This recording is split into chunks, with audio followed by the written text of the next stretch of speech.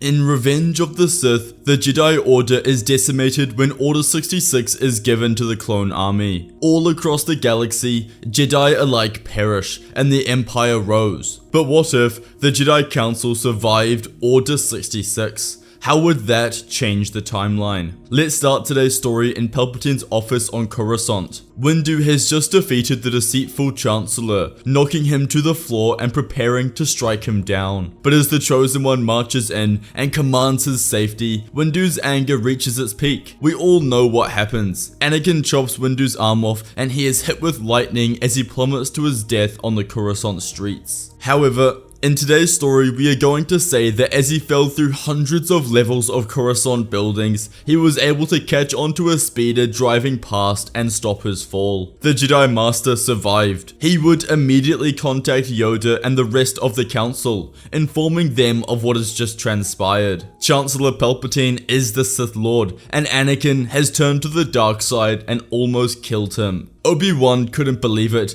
and exclaimed that Windu must be wrong, but deep down, he knew he wasn't. By the time Anakin went to the temple and Order 66 was executed, the Council had evaded their clone troopers and were safe, all from Windu's warning. Windu would smuggle himself off-world at arguably the last possible moment before Palpatine announced to the galaxy that the Jedi were traitors and Windu would have been stopped if he attempted to leave. The Council agreed to meet at an abandoned Jedi outpost on Ilum, the planet of Kybers, while they understand the severity of the situation and what to do next. As for Anakin and Palpatine, they would destroy the Jedi Order with little resistance. With no Jedi Council members on Coruscant, Anakin would pillage everyone, slaughtering the younglings, Padawans, and Knights alike. It was a massacre, and one that would shape the future of the galaxy in the coming years. A lot would change in Anakin's subsequent story. Without Obi-Wan returning to Coruscant, Padme would survive. This is because she never learns of him turning to the dark side and thus has no motivation to go to Mustafar. She would simply stay in her apartment on Coruscant. Additionally, Obi-Wan wouldn't travel to Mustafar and the duel between him and Anakin wouldn't take place. Because of this, Anakin doesn't burn or lose his limbs and has no reason to enter the Vader suit. He remains as Nightfall Anakin, the most powerful man in the galaxy. That means that Anakin goes to Mustafar, kills the separatist leaders, shuts down the droid productions, and then returns to Coruscant as originally intended. Padme would give birth to Luke and Leia a few days, and she would survive. This only bolstered Anakin's trust and belief in his master, and he attested her survival to his new master's abilities, not believing the notion that she was always going to be fine. Anakin would become the apprentice that Palpatine desired him to be. He was strong, ferocious, and had the Force potential to become the most powerful Sith Lord in history. The Emperor knew he had to awaken his potential inside his apprentice, and they would immediately begin training. Anakin learned all there was about the dark side, and his powers would know zero limits. He learned Force Lightning, Force Choke, every Sith ability you can think of. At the beginning of the Empire's reign, everyone loved Anakin. He was the hero with no fear. Palpatine had crafted this persona meticulously during his time in office so that when the Jedi fell, Anakin would still be beloved when he stood by him. Vader had ascended. Hey guys, make sure to check out our saber shop Fantasy Sabers for the best NeoPixel sabers on the market. We have a bunch of perfect replicas and other insane Padawan sabers for sale. Check them out on our website, first link in the description below, and grab your own one today. After their narrow escape, the surviving Jedi Council members, Mace Windu, Yoda, Obi-Wan, Plo Koon, Aayla Secura, Ki-Adi-Mundi, Shakti, and others regroup on Ilum. The Jedi Council sat together in a small dark room. The room was cold and the walls were rough with ice. They were all tired and worried. The Jedi Temple was gone. The clones had attacked them, and now the Empire ruled the galaxy. They knew they were in great danger, but they were alive. They had escaped, and now they needed to think about what to do next. Mace Windu sat in the middle. His face was hard and he looked serious. He had lost his hand, and his body was covered with scars, but he remained strong. He knew that they could not fight the Empire the way they used to. They needed a new plan. He thought about how they could fight back without being caught. Yoda was old and wise. He knew that the Jedi had to change. They could not fight in the open like before. The dark side was strong, and the Empire had many soldiers. The Jedi had to be careful now. They needed to find new ways to survive and fight. Obi-Wan thought about Anakin. He had become Darth Vader, a servant of the dark side. Kenobi knew that he had to try and remain focused, but his mind consistently drifted to his fallen friend. He missed him, despite all the damage and carnage he had caused. They needed to find out what Anakin was doing, where he was, and what Palpatine was planning next. Plo Koon thought about the Outer Rim, the far parts of the galaxy. He knew people there who did not like the Empire. Maybe they could find smugglers, traders, the other people who would help them if they were careful. The council pondered, knowing that the next moves would have to be crucial. If they talked to the wrong people, the Empire might find them. Any mistake could lead the Empire straight to them. Windu agreed. They had to be smart. They could not just attack the Empire directly. They had to find ways to weaken them from within. Kenobi suggested that they should start by finding out more about what the Empire was doing. They could send small groups to spy and gather information. They could find weak spots in the Empire and attack them when they least expected it. Across the galaxy, Padme learned of what Anakin had become.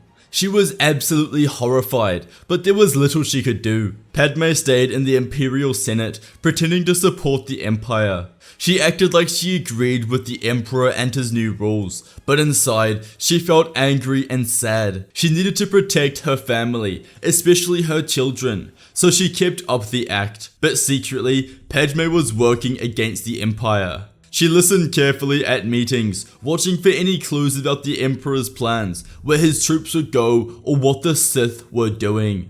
When she learned something important, she quietly passed the information to Bail Organa and Mon Mothma, who were also against the Empire. She did this without anyone knowing, using secret codes and hidden messages. Together, Padme, Bail, and Mon Mothma would create the rebellion and send money to small groups fighting the Empire, helping them buy supplies and weapons. She used her position and her wealth to move resources without being caught, always careful to not draw attention to herself. It was dangerous work, and she knew that if she was discovered, she could be arrested or even worse. Padme watched as Anakin, now called Darth Vader, became more and more consumed by the dark side. Each day, he seemed to drift further away from the man he once was. Anakin had become cold and harsh, spending most of his time carrying out the Emperor's orders. He was ruthless, hunting down the remaining Jedi and crushing anyone who dared to resist the Empire. Padme felt a deep sadness in her heart as she watched him change.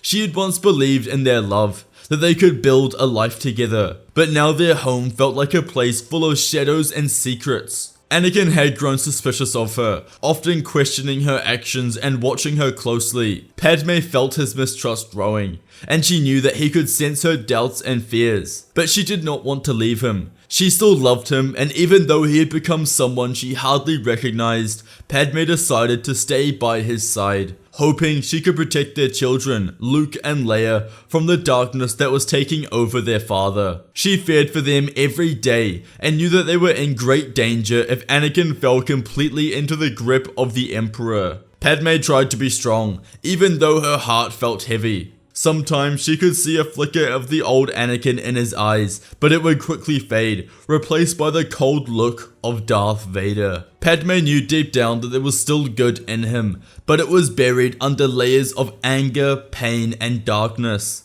The Jedi Council knew they had to stay hidden to survive, so they moved carefully and quiet, always staying in the shadows. They spread out across the galaxy, each member taking on a different role to weaken the Empire without ever revealing themselves. They used their knowledge of the Force to stay one step ahead, guiding the rebel leaders like Bail Organa and Mon Mothma, giving them advice on how to fight back. The Jedi sent secret messages, made secret plans, and shared important information that helped the rebels grow stronger. They found Imperial plans, troop movements, and weaknesses, passing them on to the rebels so they could strike at the right time and place. The Jedi also had help from secret alliances from people within inside the Empire who were not happy with what was happening, like former clone troopers and officers who do not believe in the Empire's ways. These allies gave them information and helped them with supplies, ships, and safe places to hide. The Council taught the rebels new ways to fight, using tricks and traps instead of direct attacks. By working in secret, the Jedi made the rebels smarter and more powerful, helping them to stand up to the Empire without ever really showing their hand. As the Empire becomes more powerful, Padme knows she must act quickly and carefully. She decides to take bigger risks to help those fighting back. She arranges secret meetings with Bail Organa, Mothma, and a few other Jedi Council members in a quiet, hidden spot on Naboo, away from prying eyes. At this meeting, they come up with plans to weaken the Empire from inside. They talk about sneaking into Imperial supply routes and causing trouble, disrupting communication lines and attacking places that are important to the Empire's control. Padme also tries to make friends with star systems that haven't chosen a side. She persuades their leaders to help the rebellion in small ways, like sending supplies or information without openly fighting the Empire. Padme becomes a secret messenger for the rebellion, using coded language and hidden signals to warn rebellion groups about upcoming Imperial raids. Her messages help many rebels escape danger before it arrives, saving many lives and keeping the resistance strong. She carefully watches for any signs of new Imperial projects and sneaks out valuable information whenever she can. Essentially, Padme acted exactly how you would expect her to. She wanted to help people and try her best to navigate the impacts of the Empire on the people of need. She was in a position of power and influence and had the ability to manipulate things from behind the scenes while still acting intelligently in the Imperial Senate. Her and the Jedi Council began working very closely together. The Council had been very successful of late, pushing into Imperial areas such as Ryloth and Dantooine and recapturing control. Padme even discovers hints about the Empire building a new secret weapon, something called the Death Star. She quietly passes this information to Bail Organa, who shares it with the Jedi and other leaders of the rebellion. Padme's work becomes more dangerous, but she knows it's necessary. She makes sure the rebels are always one step ahead of the Empire's plans. She uses her position in the Senate to gather information and resources, pretending to be loyal to the Empire while secretly helping its enemies. Anakin becomes more suspicious of Padme as his paranoia grows, fueled by Palpatine's constant manipulation and whispers that she might be hiding something. Anakin starts to believe that she is betraying him, and he becomes obsessed with finding out the truth. He orders Imperial spies to watch her every move, determined to uncover any secrets she might be keeping. It isn't long before one of these spies intercepts a coded message from Padme to the rebels, revealing her involvement in the Jedi and secretly supporting the rebellion against the Empire. Anakin is filled with rage when he learns this, and rushes to confront her. When he faces her, Padme is scared but stands firm. She admits what she has done, saying she cannot just watch as the Empire causes suffering across the galaxy. She tells him that she still loves him, but cannot accept the monster that he is becoming under the Emperor's influence. Anakin feels torn between his love for her and his anger. During their tense confrontation, as Anakin questions Padme about her secret actions, she reveals that the Jedi Council is still alive and on Ilum, and actively working against the Empire. This news catches him off guard, and added another layer of shock to the betrayal he feels. Anakin's anger flares as he realizes that not only has Padme been aiding the rebels, but she also knows that the Jedi he believed were defeated are still out there, plotting against him. He thought of his old allies, now enemies. Filled with rage and confusion, makes him feel surrounded by traitors. For a moment, his hand hovers over his lightsaber, considering a terrible choice. But his love for her holds him back, and he cannot bring himself to harm her. Instead, he decides to imprison her in their home on Coruscant, surrounding her with guards and keeping her under constant watch. Padme is now trapped, unable to continue helping the rebels or reach out to anyone.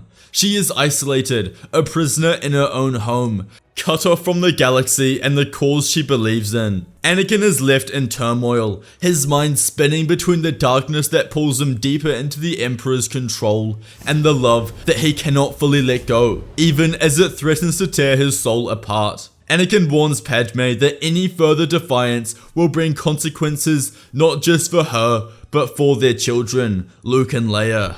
Padme, trapped in their home on Coruscant, feels a deep sense of despair, unable to find a way to reach anyone beyond the walls that confine her. Anakin strides into Palpatine's dark, grand chamber with a serious look. He tells Palpatine that the Jedi Council is still alive and hiding on Ilum, and that Padme was secretly helping them. Palpatine's face becomes tense and worried as he hears this. He starts pacing, clearly upset and anxious. He hadn't expected the Jedi to survive, and the thought of them regrouping on Ilum is a terrible thought. He knows that Yoda and Mace Windu are among the Jedi still alive, and he fears their power and leadership. He decides that they must act fast and plans an invasion to crush the Jedi once and for all. He orders a large force to surround Ilum, making sure the Jedi can't escape or fight back. Palpatine explains how important it is to defeat the Jedi quickly, so they don't get a chance to cause more trouble. Anakin listens carefully, seeing how much the news has upset Palpatine. As Anakin leaves to prepare for the attack, Palpatine remains in his dark chamber, clearly troubled and worried about the difficult battle ahead. He would feel some trepidation. He believed they were all dead,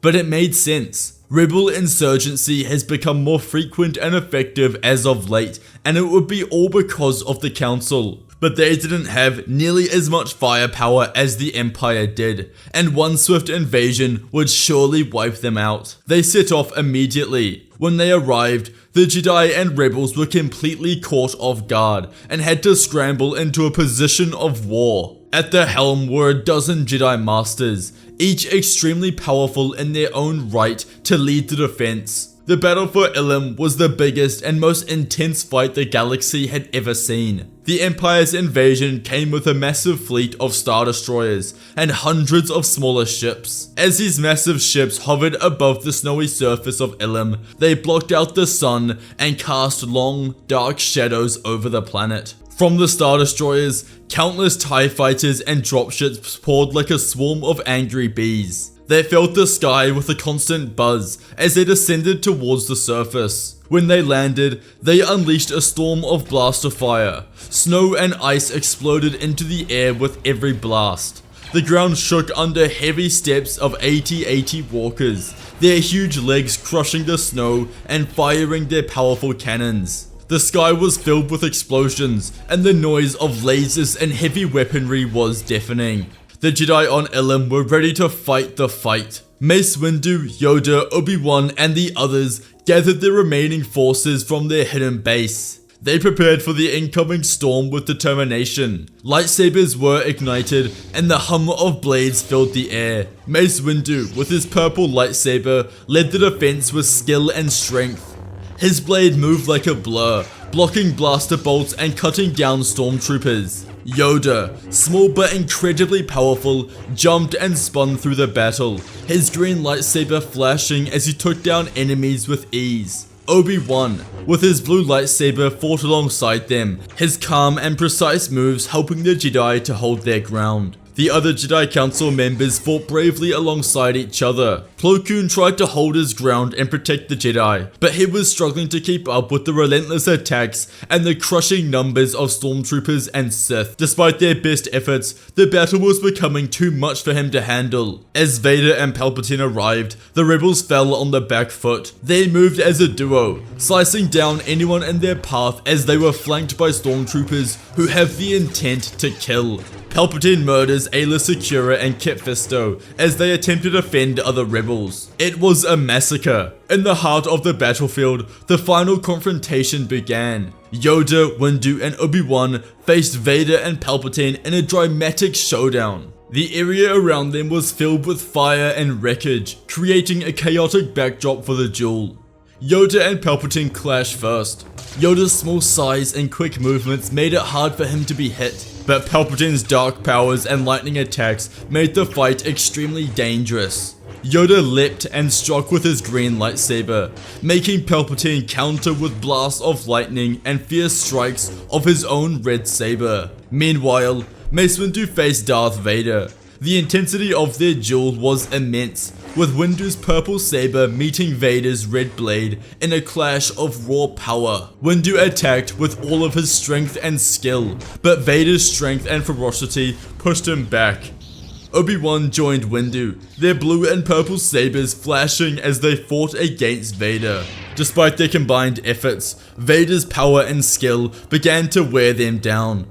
As they fought, Obi-Wan tried to understand Anakin's actions. He called out to his old friend, speaking to any last spark of light within him. But Windu knew that it was only cold hatred, and he continued to fight. In the end, the Jedi were unable to withstand the power of Vader and Palpatine. Windu was struck down by Vader's powerful blows. Obi-Wan was also defeated, his saber falling from his hand as he was overwhelmed by Vader's strength. Yoda fought until the last moment, but even his incredible skill was not enough to turn the tide. He was forced to retreat, unable to continue the fight. As the battle came to a close, the Empire stood victorious. The once serene and snowy world of Ilum was now a scene of devastation. The Jedi's last stronghold had been defeated, and the Empire's control over the galaxy was solidified. Vader and Palpatine, victorious and powerful, looked over the wreckage of the battlefield. The invasion that had been massive and a decisive victory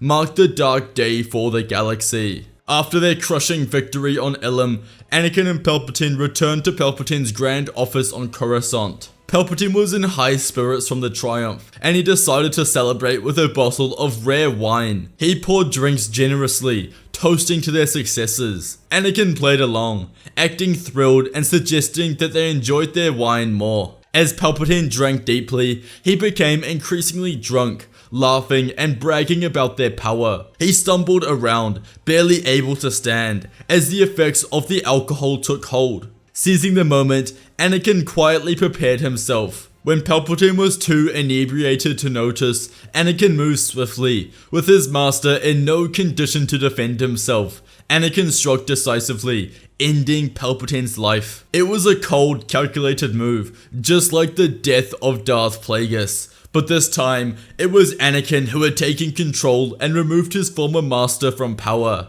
After killing Palpatine, Anakin's rise to power was swift and absolute. With his master gone, he seized control of the galaxy with an iron fist, ruling through fear and darkness. His strength was unmatched, his power nearly limitless, and he used it to crush any resistance. He transformed the Empire into a tool of terror, a regime of nightmares where dissent was met with brutal force. Anakin would raise Luke and Leia in the dark side's shadow, molding them into fearsome enforcers of his will. They grew up in a world ruled by their father's unyielding tyranny, trained to continue his reign of oppression. Meanwhile, Padme, once a symbol of hope and defiance, was eventually released from her confinement. Her heart was shattered as she learned of the deaths of their friends and allies, the heroes who had tried to fight against the darkness. She saw her husband, now a monster, her children as embodiments of evil, and her world in ruins. The life she once known was gone, replaced by a brutal reality where the dark side had triumphed.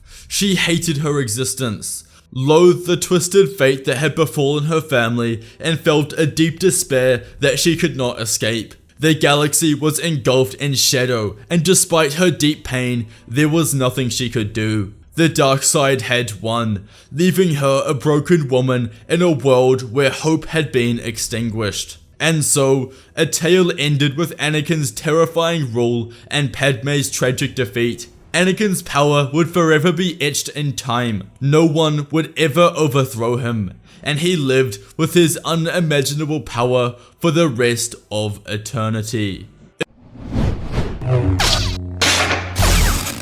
Ignite your imagination with fantasy sabers. If you enjoyed today's video, you must watch what if Anakin and Padme were both Jedi, and what if the Jedi Council defended the temple during Order 66. Please check out our saber shop, Fantasy Sabers, for the largest collection of replicas, Padawan sabers, and more. The link is first in the description. Thank you all for watching, and may the Force be with you.